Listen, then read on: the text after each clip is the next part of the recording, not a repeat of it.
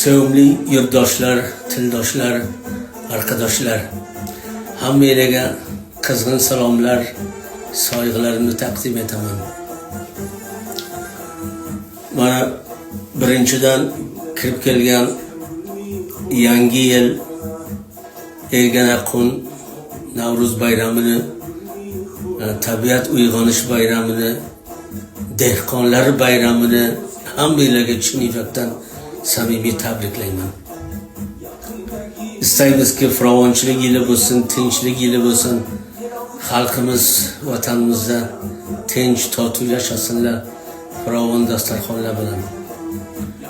Qayg'u alamni boshqa ko'rmasinlar. Niyatimiz shu. Qolaversa biz mana Frankfurt shahrida vatandoshlar aprel oyining 13'ida bir barnoma olibdilar, yangi yil barnomasini. Bizni istabdilar ki shunga ishtirok qilsak, biz ham bajonidil qabul qildik. Inshaalloh shu yig'ilishga hammalarni da'vat etamiz. Kelinglar, qatnashinglar.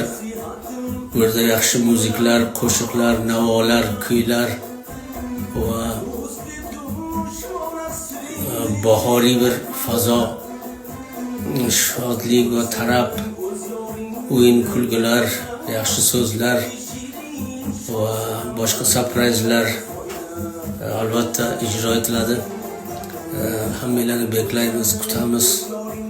Lütfen kelinglar, qatnashinglar.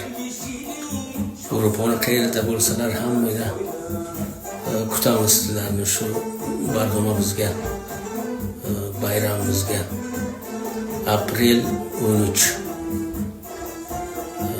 Sog' bo'linglar, salomat bo'linglar. İnşallah yaxshi kunlarga kurashaylik.